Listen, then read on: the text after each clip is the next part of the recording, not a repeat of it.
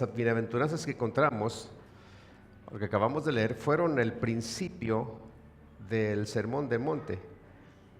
Del versículo 3 al 11 encontramos 9 bienaventuranzas. Y lo importante de las bienaventuranzas es que ellas describen las características de los hijos de Dios, de aquellos que pertenecen al reino de los cielos. Si uno se pregunta, ¿cómo debe ser la vida cristiana? Es muy sencillo. La respuesta se encuentra en las bienaventuranzas. Amén. Ellas nos hablan de nuestro carácter como hijos de Dios, de las cualidades que deben distinguirnos y que no deben ser vistas como una opción nunca. Las opciones no están en el vocabulario de Jesucristo.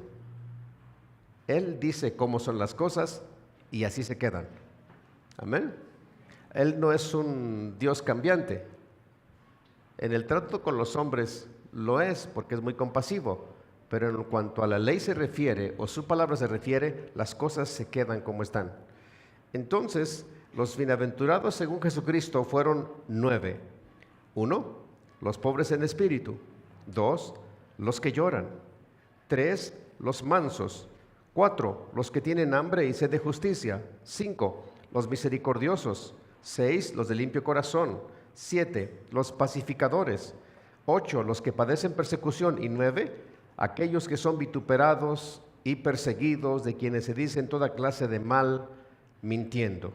Esto, hermano mío, si usted lo mira, nos lleva a un contraste muy grande entre los bienaventurados de Dios y los bienaventurados del mundo, porque los bienaventurados del mundo, o el mundo tiene por bienaventurados aquellos que triunfan en la vida, aquellos que se han enriquecido, los educados, los famosos, los que han alcanzado prestigio y renombre, los que tienen poder y dominio, los que mandan. Sin embargo, el Señor Jesucristo nos está mostrando todo lo opuesto a lo que el mundo tiene por bienaventurado, al decir, bienaventurados son los que lloran. En el mundo se tienen por bienaventurados aquellos que siempre están alegres y que tienen motivos para estarlo. Sin embargo, en el reino de los cielos las cosas son completamente distintas.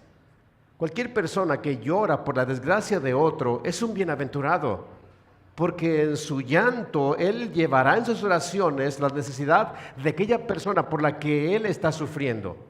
Eso significa tener la habilidad de llevar la carga de otro. Y en el mundo no se tiene eso como una bienaventuranza. Se tiene como una persona que, uy, cómo sufre. Uy, si así es el cristianismo, qué ganas dan de entrar. Olvídalo. Pero esto, lo que Cristo nos dice, señala un contraste muy grande entre el pensamiento del mundo y el pensamiento de Dios. Amén. Esto nos lleva a una gran verdad, que los valores del mundo son muy opuestos a los de Dios y que hace falta una reestructuración de nuestros valores según como Dios lo diseñó en su palabra, y si es necesario eliminar los que tenemos a fin de lograr aquello que Dios lo exige, tenemos que hacerlo. ¿Estoy de acuerdo con usted? Que este mundo es muy atractivo. Claro que lo es, aunque se está hundiendo aceleradamente, pero todavía el mundo ofrece grandes posibilidades para que el hombre sea feliz. Pero ninguna de las posibilidades que el mundo le da al hombre para su felicidad es eterna. Todo es temporal. Este mundo perecerá, igual que todos los seres humanos. Sin embargo, las bienaventuranzas que Dios señala en su palabra, para aquellos que las poseen, dan como resultado que tendrán una felicidad eterna.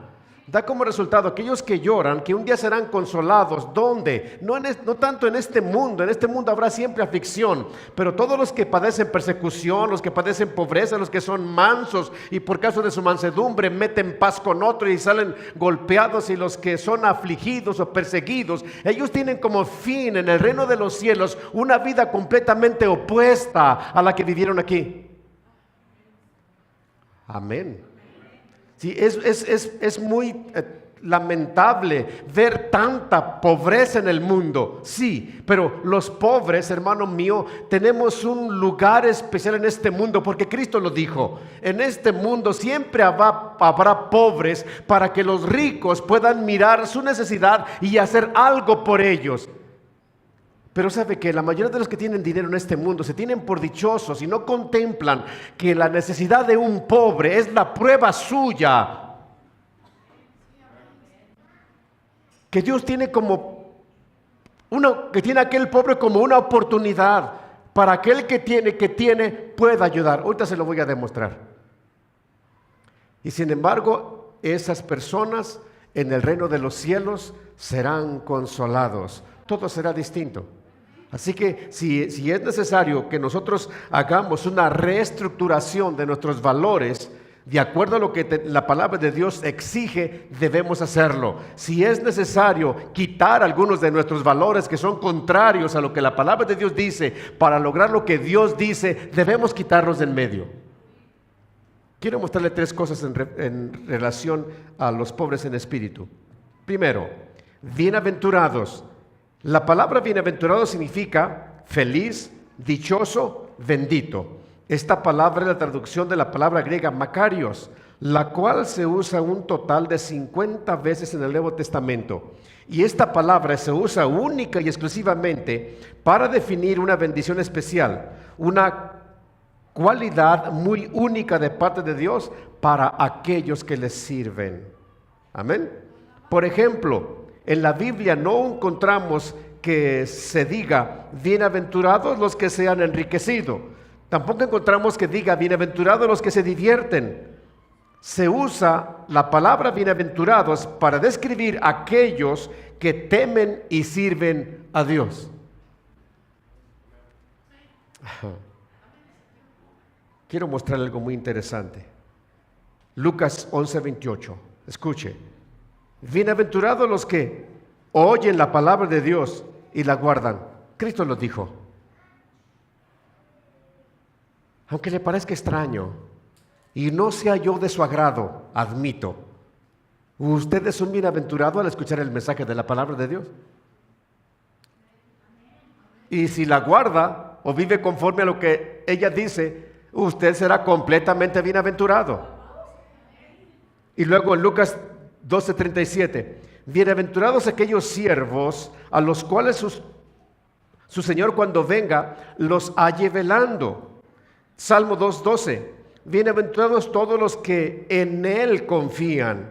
Salmo 84:4, bienaventurados ustedes los que habitan en tu casa, perpetuamente te alabarán. Y en Proverbios 3:13 y versículo 18 dice, bienaventurado el hombre que haya sabiduría. 18, bienaventurados son los que la retienen. Las bienaventuradas que encontramos del capítulo 5 de Mateo, del versículos 3 al 11, no son todas. La Biblia señala otro montón de bienaventuranzas que hay.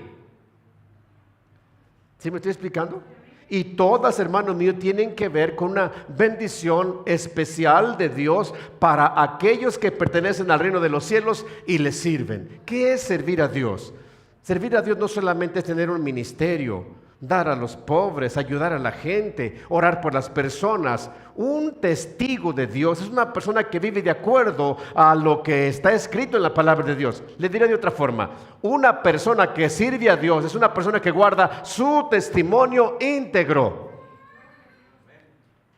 Es una persona que es apetecible, que otros la miran en su estilo de vida, cómo se comporta con su marido, con su esposa, cómo tiene su casa, sus hijos de ordenada. Amén. ¿Cómo se comporta en el trabajo? ¿Cuál es su conducta en la escuela? ¿Cuál es su conducta dentro de la iglesia? Son cualidades, hermano mío, que para cualquier persona que no las posee, llegará el momento en su vida en que él querrá ser como esa persona. ¿Por qué razón? Porque una vida que es gobernada por Dios es linda, es deseable. Eso es servir a Dios. Porque hay distintas formas de servir a Dios. Esta es una de las más valiosas. El apóstol Pedro dijo que muchas mujeres habían ganado a sus maridos sin palabras, por su conducta. Así que no estoy errado en lo que le estoy diciendo. Y esa es una persona bienaventurada.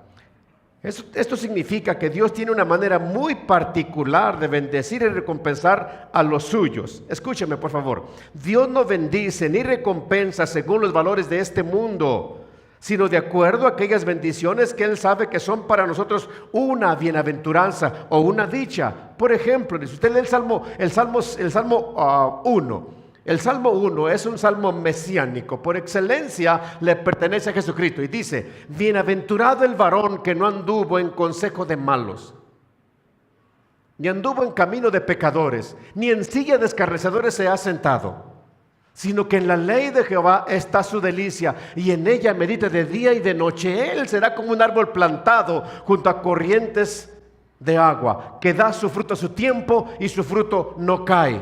Si usted lee el Evangelio de Mateo, capítulo 17, versículo 5, se oyó una voz del cielo: este es que dijo, este es mi Hijo amado, hablando de Jesucristo, en quien tengo complacencia. Porque el Señor Jesucristo vivió una vida perfecta. Y usted lee en el Evangelio de Juan, capítulo 3, versículo 35, la Biblia dice: el Padre ama al Hijo y le ha entregado, le ha dado todas las cosas. El Padre recompensó al Hijo porque se agradó en Él y lo bendijo, no de acuerdo a las bendiciones de este mundo, sino lo bendijo con aquellas cosas que serían placenteras para su vida. ¿Y sabe cuál fue la bendición? Lo que era placentero para Cristo, el placer que Cristo vino a cumplir y a vivir en este mundo, era a morir por los pecadores, y el Padre le dio a todos.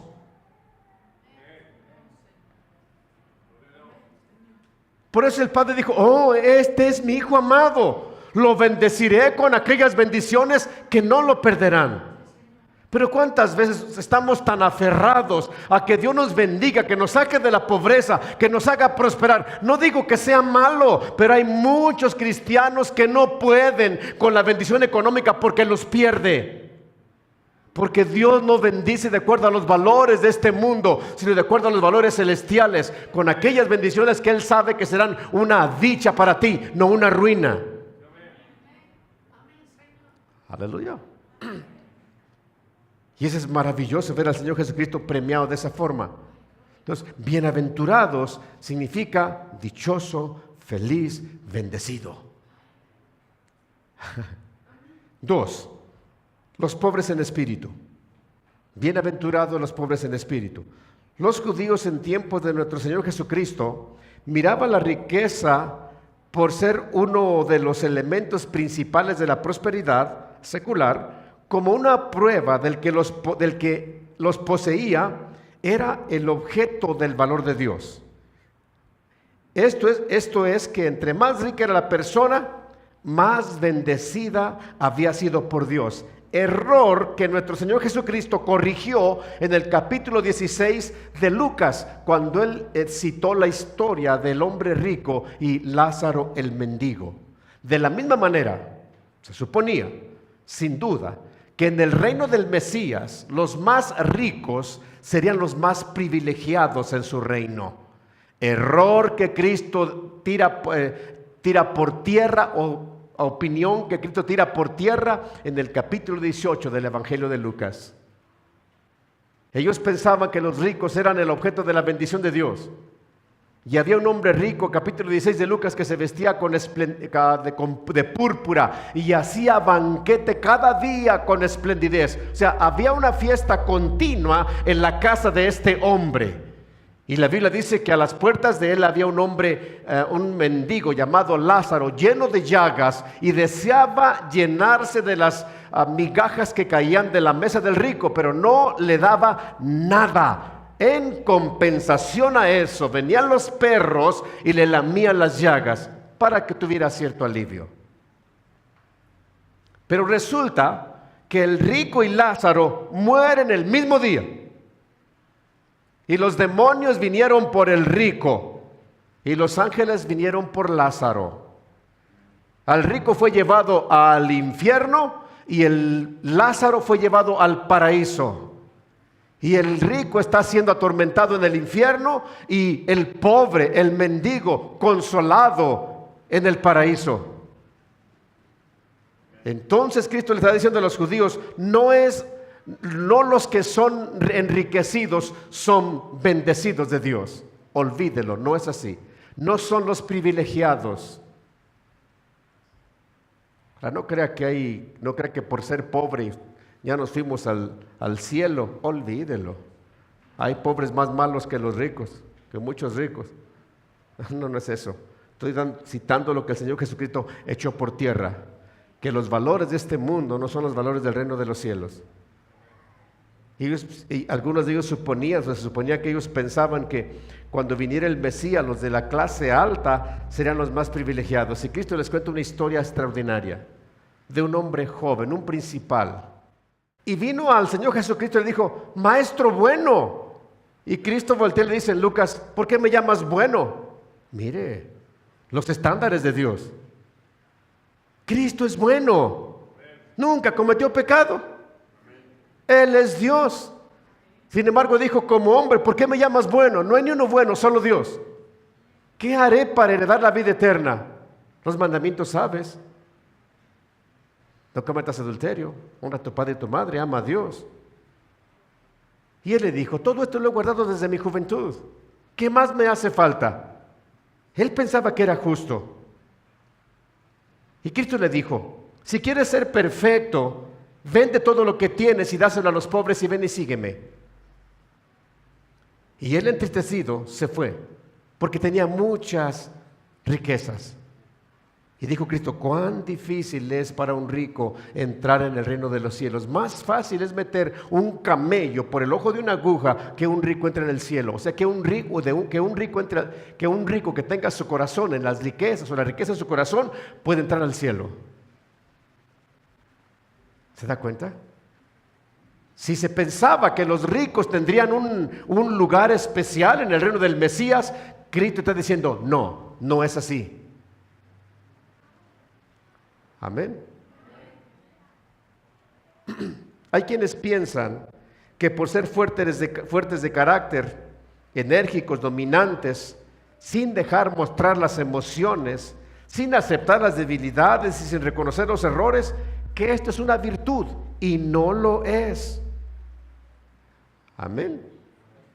El Señor Jesucristo dijo que eran bienaventurados los pobres en espíritu. Dice en Proverbios capítulo 3, versículo 5: fíate de Jehová de todo tu corazón y no te apoyes en tu propia prudencia. Reconócelo en todos tus caminos y Él enderezará tus veredas. Otra vez: fíate de Jehová de todo tu corazón. O sea, confía en Dios con todo tu corazón y no te apoyes en tu propia prudencia, en tu propia opinión. Reconócelo en todos tus caminos y Él enderezará tus veredas. Esto es interesantísimo. Ese es un pobre de espíritu, un arrogante, siempre pensará que no necesita a Dios, un autosuficiente. Él cree que él puede con todas las cosas.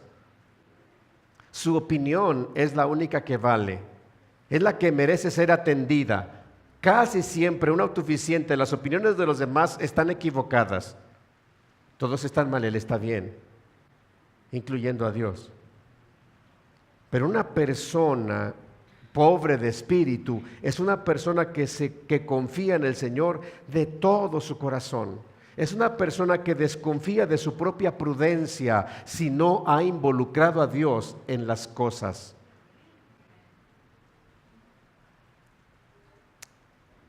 Lo diré así. Por ejemplo, que yo tengo un negocio. Digo: a mí siempre me ha salido bien. He sido inteligente para los negocios, soy bueno. Y hago mis negocios sin consultar a Dios, porque siempre me han salido bien. Estoy confiando en mi propia prudencia. Pero lo que Dios demanda para entrar al reino de los cielos es que confiemos en Dios. Y cuando usted va a hacer una decisión seria, inmediatamente dice: Señor, ¿qué es lo mejor para mí? ¿De qué forma te glorificaré? ¿El resultado que tenga de lo que voy a hacer será para tu gloria? Esa persona no se está apoyando en su propia prudencia, está siendo prudente al involucrar a Dios en su decisión. Y luego dice el verso 6: reconócelo en todos tus caminos y Él enderezará tus veredas. ¿Cuántas veces, hermano mío, de verdad, cuántas veces nosotros nos hemos visto corregidos por Dios? Y no me diga que no, porque Dios al que toma por hijo corrige. Si usted y yo somos hijos, somos corregidos un montón de veces. De repente escuchamos el mensaje de la palabra de Dios o leemos la Biblia y ella nos confronta con nuestra forma de vivir. Y sabemos que en eso estamos mal. Estamos siendo corregidos por Dios. Pero ¿cuántas veces no podemos dejar algo que viene arraigado de muchos años? Hay personas que llegan al cristianismo arrastrando una conducta pasada bien difícil de dejar. Nada más en la murmuración tenemos un serio problema. No hay quien no murmure. Nada más en el dominio de la lengua, ninguno de nosotros la puede dominar. Dice la Biblia que el que domina su lengua puede llegar a ser perfecto. Y no se mira aquí ninguno, con perdón suyo. Entonces sí hay muchas cosas que son bien difíciles de enderezar en nuestra vida. Lo curioso es que cuando reconocemos a Dios en todos nuestros caminos, Él enderezará nuestra vereda. Cuando vamos a hacer algo, decimos: Señor, por favor, dame tu dirección, no permitas que me equivoque. Señor, estoy teniendo otra vez esta inclinación a la pornografía, por favor, ayúdame. Usted está involucrando a Dios en sus caminos y Él enderezará la vereda. Te dará las fuerzas para salir de ello, para resistirlo. Te dará dirección correcta. Esa es una persona pobre de espíritu, contrario al arrogante que todo lo puede. ¿Sí me estoy explicando? La Biblia refiere a algunos casos de personas que se creían tan justas que no necesitaban, según ellos, la gracia de Dios. Según estas personas, otros necesitaban arrepentirse, otros necesitaban humillarse delante de Dios, otros necesitaban la comprensión y la misericordia de Dios, pero ellos no, porque pensaban ser justas. Y quiero mostrarle cuán equivocadas estaban. Lucas capítulo 13, versículo 1. En este tiempo estaban allí algunos que contaban acerca de los galileos, cuya sangre Pilato había mezclado con los sacrificios de ellos. Respondiendo Jesús les dijo: ¿pensáis que estos galileos, porque padecieron tales cosas, serán más pecadores que todos los galileos? Ese era el pensamiento que ellos tenían, y Cristo era de Galilea. Respondiendo Jesús les dijo: ¿pensáis que estos galileos, porque padecieron tales cosas, eran más pecadores que todos los galileos? Os digo no, antes si no os arrepentís, todos pereceréis igualmente. O aquellos 18 sobre los cuales cayó la torre de Siloé y los mató, ¿pensáis que eran más culpables que todos los hombres que habitaban en Jerusalén? Os digo no, antes si no os arrepentís, todos perecerán igualmente. ¿Se da cuenta en este pasaje que los judíos pensaban que los galileos, porque Pilato los mató y mezcló la sangre de ellos con los sacrificios que presentaban en el templo, eran más pecadores? Cristo dijo: ustedes están equivocados. Si piensan que aquellos 18 sobre los cuales cayó la torre de Siloé cayeron porque eran más pecadores que toda la gente que ve en Jerusalén, se equivocan. Ustedes y ellos están en el mismo nivel espiritual si no se arrepienten. Son hechos terribles. Una torre que sirvió para vigilar la tranquilidad del pueblo, ahora cae sobre 18. Aquellos galileos que vinieron al templo para ofrecer su sacrificio a Dios, de repente se topan con este hombre endemoniado, Pilato, y los mata mezclando la sangre de ellos con la sangre de los corderos o los becerros que habían sacrificado. Una tremenda abominación. Y se antoja pensar, pues se lo merece por culpable. Es que era más malo que nosotros. Y Cristo dijo: con el simple hecho de estar pensando que ellos eran más malos, estás en el mismo nivel que ellos, así que arrepiéntete. Amén. Pensar que mi hermano, mi hermana necesita más de Dios que yo es un pésimo error. Juzgar que él sí necesita arrepentirse es un pésimo error. Yo necesito arrepentirme. Yo necesito más de Dios que nadie. Ese es el pobre en espíritu.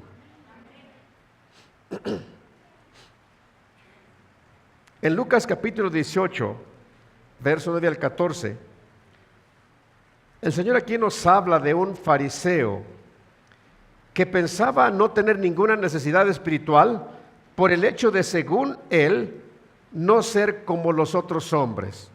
Ladrón, adúltero, ni como aquel publicano que estaba cerca de él. Él se creía justo porque ayunaba 2 veces a la semana y pagaba los diezmos de todo lo que ganaba. La historia es muy curiosa porque dice la Biblia que este hombre oraba consigo mismo. Él era su propio Dios. Eso es muy triste. Entraron un hombre justo, según su criterio, y un hombre malo. El publicano era un judío, un recaudador de impuestos que trabajaba al servicio de Roma. Era muy odiado por los judíos, porque por la Biblia dice que robaban. Así que no era muy bien visto. Y los dos entran al templo al mismo tiempo. Me imagino que marcando la raya. Amén. El fariseo dice, y el fariseo se va, supongamos, ¿no? Se va hasta el fondo del templo, hasta la parte de enfrente, y el publicano se queda en la puerta. Y el fariseo llega y adopta su postura religiosa. Señor, te doy gracias porque soy la gran cosa contigo. Gracias porque no soy como los otros hombres. No soy ladrón, no soy adúltero. Ayuno 2 veces a la semana y pago mi diezmo de todo lo que quieres. ¿Qué más se te ofrece, Señor? Oh, oraba consigo mismo, dijo Cristo. O sea que oraciones así no llegan al cielo. Y luego se le ocurre aventar el último, lo peor de su vida. Ni siquiera soy como aquel publicano.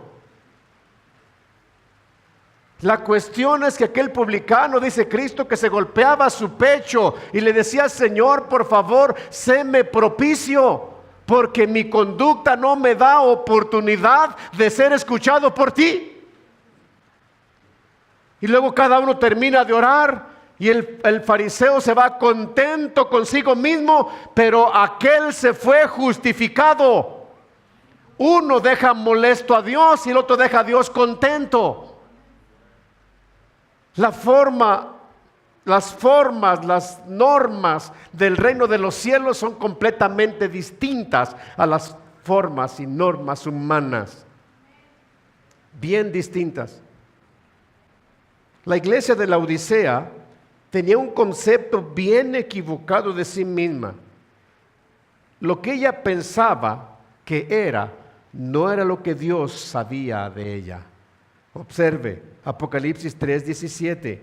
Ahora hablamos de una iglesia entera. Porque tú dices, esto es lo que decía la iglesia, yo soy rico y me he enriquecido y de ninguna cosa tengo necesidad. Y no sabes tú que eres un desventurado, miserable, pobre, ciego y desnudo. Amén. Imagina una iglesia en ese estado. Claro, el templo no sería como este que tenemos aquí. Amén. Mucho más bonito. Con todas las comodidades. Con sillas ejecutivas, en los que más de uno se me dormiría ahora. Con baños muy lujosos. Todo muy bonito. Los mejores instrumentos.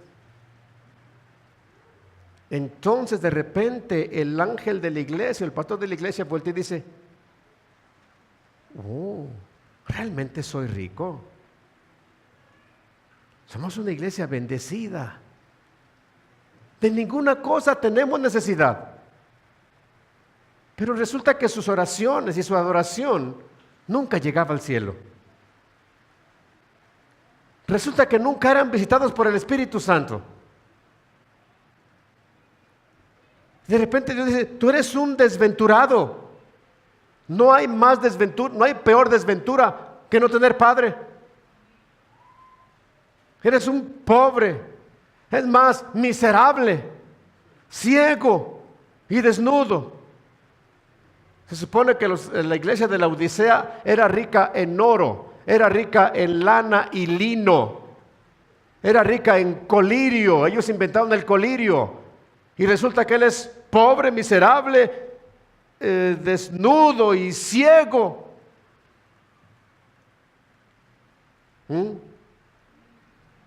Los que comerciaban con lana y lino en la iglesia, pues eran, ¿cómo se dice? Buenos ofrendadores quizás. Los que comerciaban con el colirio, tenían la iglesia muy bien sostenida. Los que poseían oro, todo estaba bien. Una iglesia muy, en apariencia, muy bendecida, pero no tenía la presencia de Dios. Tengamos cuidado con el concepto que tenemos de nosotros mismos. El mejor concepto que usted pueda tener de usted es lo que la Biblia dice de usted. Si usted está de acuerdo con lo que la palabra de Dios dice, eso es usted. No es menos que eso. ¿Quiénes son los pobres en espíritu? Son aquellos que se humillan delante de Dios hasta el polvo de la tierra. En 1 de Pedro 5:6 dice así: humillaos pues bajo la poderosa mano de Dios, para que Él os exalte cuando fuere tiempo. Y luego en Santiago 4:10, humillaos delante del Señor y Él os exaltará.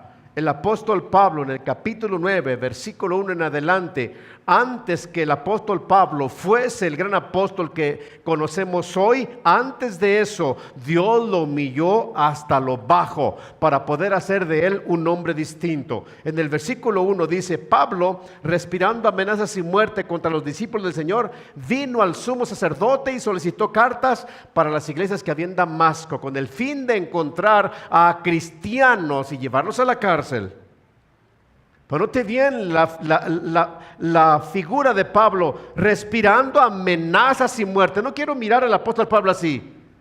Conocemos a un hombre tan tremendo por todo lo que escribió, todas las experiencias que Pablo nos cuenta del Señor, maravillosas. ¿Cómo es que antes de este gran hombre encontramos a uno con un rostro tan enfurecido? Cuando iba camino a Damasco, él se encontró con el Señor Jesucristo y lo derriba de su cabalgadura y lo deja ciego. Y él, temeroso, decía: ¿quién eres? ¿Quién eres?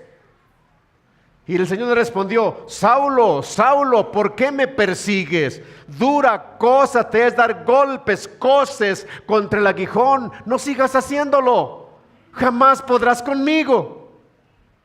Luego quedó ciego y llama a un cristiano para que fuera a orar por él. Oh, lo puso ante su propio enemigo. Y ahora estaba manso el cordero, bien ciego, humillado hasta lo último. Cuando digo: ¿quién eres? Soy Jesús. ¿Qué quieres que haga por ti, Señor? Ah, sí. Ahora sí, ¿verdad? ¿Se da cuenta? Humillaos bajo la poderosa mano de Dios para que Él los exalte cuando fuere tiempo. Una de las cosas que son difíciles para el hombre es permitir ser humillado. Sepa usted que cada vez que una persona lo humilla, Dios está esperando el momento oportuno para exaltarlo. Pero desafortunadamente todavía hay mucho cristiano que le cuesta trabajo ser humillado. Sepa que el diablo no puede humillarlo más de lo que Dios permita. Sepa que cuando usted es humillado por cualquier persona no cristiana, esa persona fue un instrumento del diablo y él tiene un freno de parte de Dios. Tema el día que Dios te humille. Ese día sí será terrible.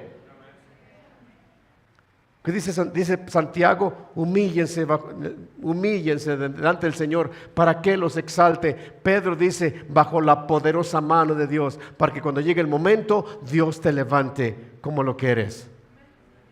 Amén. Ese es un pobre de espíritu, uno que se humilla hasta el polvo. Los pobres en espíritu son aquellos que reconocen su necesidad espiritual. Aquellos que saben que por sí mismos no llenan la medida que Dios requiere, que sus obras, por más excelentes que sean, no son la razón para considerarse suficientemente satisfechos. La verdadera persona espiritual siempre ve una necesidad mayor de Dios en su vida. Sencillamente reconoce sus debilidades y la fortaleza que necesita de Dios. Ese es un pobre en espíritu. Uno que siempre está dependiendo de Dios y diciéndole: Señor, te necesito. Ese es un pobre en espíritu. La persona que no es espiritual piensa que no necesita nada y que es fuerte para vivir por sí misma la vida cristiana y está equivocada. Uno de los mejores ejemplos lo encontramos en la Biblia de uno que reconoce su dependencia de Dios es el rey David. Y él tenía razones para gloriarse de quién él era. Sin embargo, en el Salmo 51 él dice así: ten piedad de mí, oh Dios, conforme a tu misericordia. Conforme a la multitud de tus piedades, borra mis rebeliones. Lávame más y más de mi maldad y límpiame de mi pecado. Porque yo reconozco mis rebeliones y mi pecado está siempre delante de ti, de mí. Contra ti solo he pecado y he hecho lo malo delante de tus ojos, para que seas reconocido justo en tu palabra y tenido por puro en tus juicios. He aquí en maldad he sido concebido. ¿Verdad? David, después que adulteró con Betsabé, dijo: Señor, sin ti, sin tu ayuda, nada soy. Y él era el dulce cantor de Israel. Él dijo en una ocasión: el Espíritu de Dios ha hablado a través de mí. Tremendo hombre. Sin embargo, su dependencia de Dios era absoluta. Un humilde de espíritu es uno que le dice a Dios: Señor, reconozco que tengo un vacío en mi alma, por favor llénalo. Señor, reconozco que soy débil, por favor fortaléceme. Señor, reconozco que soy pecador, por favor perdóname. Señor, me he desviado de tu camino, ayúdame a volver a ti. Señor, me he caído, por favor levántame. Ignoro mucho de la vida cristiana, por favor enséñame. Señor, comprendo que sin ti nada soy. Sencillo. Dale un aplauso al Señor Jesucristo, por favor. Bienaventurados los pobres en espíritu. 3, porque de ellos es el reino de los cielos. Porque de ellos es enfático en el texto original. Solamente a ellos les pertenece el reino de los cielos. Nadie más lo puede pretender. Nadie más. Solamente ellos son dignos del reino de los cielos. Algunos piensan que Dios no exige gran cosa de ellos. Creen que es suficiente no ser tan malo como los otros o tener buenas intenciones. Pero nuestro Señor Jesucristo fue enfático al señalar que solamente llenando los requisitos estipulados por Dios se puede entrar en el reino de los cielos. El reino de los cielos no se obtiene a mi manera, sino a la de Dios. No es como yo quiero, sino como Dios exige. No sé si usted ha escuchado este refrán que casi reza por el mundo entero: yo no soy malo, no le hago mal a nadie, no hablo mal de nadie, ni robo, ni mato. Mi único vicio es fumar. Ah, bueno. ¿Cuánto has escuchado eso? No le hago mal a nadie. Hay mucha gente que dice eso. Bueno, con todo y esa justicia que profesan, no entrarán en el reino de los cielos.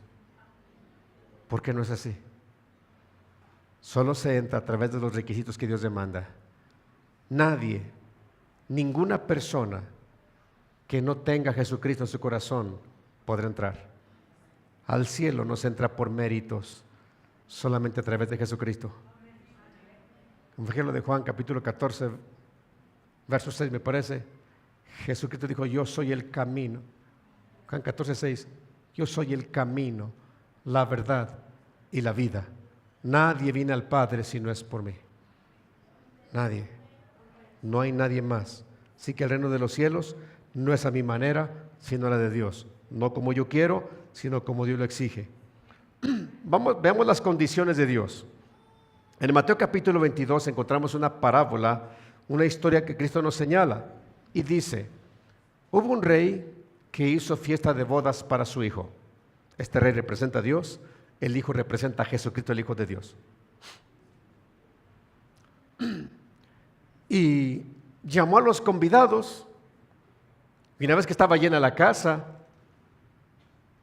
y le estoy parafraseando el capítulo 22, el rey entró para supervisar las bodas. Era una boda muy importante. Eran las bodas del príncipe. Amén. Y en la cultura oriental, era común que los reyes, cuando hacían alguna fiesta importante, ellos proveían el vestuario para los invitados. Le llamaban kaftán.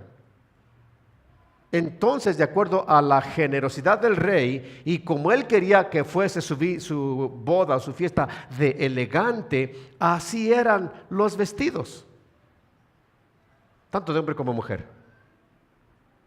Y resulta que entró a mirar el salón de fiestas y miró allí a uno que no estaba vestido de bodas, y llegó y le dijo: amigo, ¿cómo entraste aquí sin estar vestido de bodas? Mas él enmudeció. Luego dijo a sus criados: átenle y échenlo fuera, échenlo a las tinieblas de afuera, allí será el lloro y el crujir de dientes. Lo cual indica que esta parábola se está refiriendo a las bodas del Cordero. La Biblia dice que los que hemos sido bautizados en Cristo, de Cristo estamos revestidos. Si no es Jesucristo tu vestidura, no entrarás en el cielo.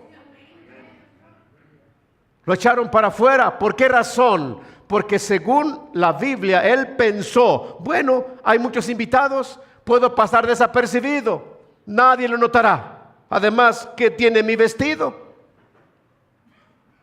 Pero el asunto es que el rey había provisto que todo estuviese perfecto para la boda de su hijo, y había una mancha en ella y había que quitarla. ¿Ve? Los valores del cielo son distintos a los valores humanos, completamente distintos. No podemos suponer, no podemos imaginar, tenemos que tener la certeza, y la certeza se obtiene a través de lo que Dios dice. En el Sermón del Monte, en el capítulo 7 de Mateo, verso 13, Cristo dijo: entrad por la puerta estrecha, porque ancha es la puerta y espacioso el camino que lleva a la perdición, y muchos son los que entran por ella. Porque ancha es la puerta y angosto el camino que llevan a la vida, y pocos son los que la hallan. O sea, que no se puede entrar a la vida eterna andando por cualquier camino, ni entrando por cualquier puerta. Aún más, Cristo dijo: solamente hay dos caminos, solamente hay dos puertas: el camino de la vida y el camino de la muerte. La puerta de la vida y la puerta de la muerte. De ahí más no hay nada. Amén. En el camino de la perdición uno puede hacer lo que quiere y ser como quiere. En el camino de la vida uno tiene que ajustarse a las condiciones de Dios, y esa es la razón por la que pocos transitan por ella, porque hay que buscarla. Si usted no busca en su vida sentir el placer de ser cristiano, olvídelo. Usted elegirá cualquier otro camino. En el camino ancho, el camino del mundo, o lo que el mundo ofrece, no hay acusación. Usted es libre. Cásese con Ricky Martin si lo desea, querido caballero. Nadie le acusará. La sociedad lo está aceptando. Las leyes también. Usted puede ser un drogadicto, un adúltero, lo que sea. No hay acusación. Usted es libre. En el camino ancho, hermana mía, usted puede abortar a su hijo. Es su cuerpo. En el camino angosto hay que encontrar el placer a lo que Dios dice. En el camino angosto hay que mirar que lo que Dios está diciendo que es malo para ti y quiere que lo quites, es bueno para ti. Amén. Por eso muy poca gente transita por el camino angosto, porque está lleno de prohibiciones. No, no, no, no, porque es bueno para ti. El no de Dios es bueno para nosotros. Los evangelios, Mateo, Marcos y Lucas, nos hablan de un hombre que vino a Cristo diciéndole: ¿qué bien haré para tener la vida eterna? El Señor le respondió: guarda los mandamientos. ¿Cuáles? Respondió el hombre: no matarás, no adulterarás, no hurtarás, no dirás falso testimonio, honra a tu padre y a tu madre, amarás a tu prójimo como a ti mismo. Él, pensando que ya se merecía la vida eterna, le respondió al Señor: todo lo he guardado desde mi juventud. Si hubiera sido un discípulo de Cristo, le hubiera dicho: todo lo que has dicho lo he quebrantado desde mi juventud. Seamos honestos. ¿Quién no ha fallado en esto? Le repito: no cometerás adulterio, no hurtarás. Acepto que muchos de ustedes no lo han hecho. No dirás falso testimonio. Se pone la cosa más grave. ¿Quién sabe? Honra a tu padre y a tu madre. ¿Quién no ha deshonrado a los padres? En la edad rebelde, ¿quién no lo ha hecho? Amarás a tu prójimo como a ti mismo. Olvídelo. Y amar a Dios con todo el corazón, con toda tu mente y con todas tus fuerzas, también olvídelo. Así que si este hombre hubiera sido discípulo de Cristo, le hubiera dicho: Señor, todo eso lo he quebrantado. Pero él pensaba que no. Él dijo: todo lo he guardado desde mi juventud, ¿qué más me falta? Y Cristo le dijo: te falta una cosa. Porque note bien que en este pasaje Cristo no le menciona el primer mandamiento, no se lo menciona adrede, porque Él es sabio.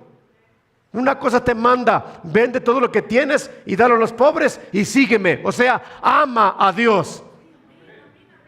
Pero la Biblia dice que volteando a verlo, lo miró y lo amó. Y a pesar de que Cristo se topó con la mirada de ese muchacho y ese muchacho con la de Cristo, él se fue triste. Al darle la espalda a Cristo, le está diciendo: Señor, yo amo más mi dinero que a ti. O sea, pensar que somos la gran cosa cuando no lo es un pésimo error, porque la medida para el reino de los cielos lo tiene la palabra de Dios. En esta historia hay dos puntos que debemos considerar. Uno, para poseer la vida eterna hay que desprenderse de muchas cosas, todas las que sean ilegítimas y muchas de las legítimas que signifiquen más que Dios en nuestra vida. ¿Era legítimo tener dinero? Claro que sí, pero estaban ocupando el lugar de Dios. Veamos las cosas ilegítimas. Las cosas ilegítimas son todas aquellas que violan la palabra de Dios. Si usted tiene una cantina, un prostíbulo, no puede pensar que usted va a ir al cielo. Está errado. Las cosas legítimas son aquellas que significan más que Dios en nuestra propia vida. Y ellas pueden ser un estorbo para la vida eterna. Pueden ser los bienes materiales, puede ser la familia, el empleo y las diversiones. Tampoco quiero que malentienda. No le estoy diciendo, si usted tiene dinero, que lo dé todo a los pobres y siga al Señor. Yo no lo estoy diciendo. Estoy diciendo que que el Señor le dijo a este muchacho rico era que su corazón amaba lo que tenía y que para poder entrar al cielo su corazón no debería estar en las riquezas. Porque encontramos en la palabra hombres ricos que fueron temerosos de Dios. Lo mismo sucede hoy. Pero si la riqueza o tus bienes que tienes están ocupando tu corazón y son legítimas, si están estorbándote para entrar al cielo, entonces sácalas de tu corazón y ponlas en la voluntad de Dios. Él le dijo al muchacho rico: vende todo, dalo a los pobres y luego sígueme. ¿Ve? Podemos hacer a un lado las cosas ilegítimas y no seguir al Señor y estamos perdidos. Vender todo significaba una acción aislada. Vende todo, quítalo de una vez, pum, y ven y sígueme, tomando tu cruz cada día. Esa es otra cosa. Al Señor Jesucristo se le sigue cada día. Cada día. No somos cristianos del domingo, somos de cada día. Lucas 9:23, y decía a todos: si alguno quiere venir en pos de mí, níguese a sí mismo, tome su cruz cada día y sígame. Isaías 55:7, deje limpio su camino y el hombre inicuo sus pensamientos y vuelvas a Jehová, el cual tendrá de él misericordia, y el Dios nuestro, el cual será amplio en perdonar. La Biblia presenta la vida cristiana como una experiencia diaria. Por ejemplo, uno tiene que cargar su cruz todos los días. Lucas 9:23. Escudriñar las Escrituras todos los días. Hechos 17:11. Orar todos los días, ser amonestado por la palabra de Dios todos los días. Hechos 20:31. Es de todos los días. ¿Qué significan las palabras? Porque de ellos es el reino de los cielos. No significa en sí que el reino de los cielos esté prometido para aquel día que se termine el mundo y seamos trasladados allá. Porque de ellos es el reino de los cielos, implica que desde el momento en el que usted creyó en Jesucristo, usted ya tiene la vida eterna. En Juan 3:36, el que cree en el Hijo tiene vida eterna. En ese momento ya podemos disfrutar del placer de la vida eterna. En nuestra bienaventuranza, el reino de los cielos se presenta no como algo a lo cual seremos transportados algún día al morir o al fin del mundo, sino como algo que viene a nosotros en el momento de nuestra conversión. En Efesios 2:26, Pablo dice sí, y juntamente con Él nos resucitó y asimismo nos hizo sentar en los lugares celestiales con Cristo Jesús. Esto quiere decir, escuche, que Cristo nos introduce a una calidad de vida, a una serie de experiencias, a privilegios que son celestiales. Somos transportados a otro estilo de vida, a otra escala de valores. Es el reino de Dios que se introduce en nuestra alma. Pablo dijo, porque el reino de los cielos no es comida ni bebida, sino justicia, paz, gozo en el Espíritu Santo. ¿Dónde? Aquí ya. El reino de los cielos, que pertenece a los pobres de espíritu, es la vida de Dios entrando en nuestras vidas. Son los valores de Cristo reemplazando nuestros valores terrenales. Es el programa de Dios dándole forma y dirección a nuestras vidas. Es someterse al señorío de Jesucristo. Ese es el reino de los cielos. Qué fabuloso es esto. Pablo dijo, todos los que son herederos del reino de los cielos hemos sido sentados en los lugares celestiales juntamente con Jesucristo. Fuimos trasladados de una vida tan pobre a una vida tan especial. De vivir sujetos a valores terrenales a vivir sujetos a valores celestiales. Esa es la vida, ese es el reino de los cielos para los pobres en espíritu. Concluyo con esto. En una ocasión se dice que le preguntaba a una niña, ¿qué es la adopción? Y ella respondió, es cuando uno quiere mucho a uno que no es nada de uno y la invita a vivir en su casa. Usted está todavía chiquita, pero es fantástica porque señala lo que Dios ha hecho con nosotros. No siendo merecedores de nada, hemos sido llamados al reino de los cielos. Solo que usted y yo necesitamos ser pobres en espíritu, depender en todo de Dios. Póngase de pie, por favor.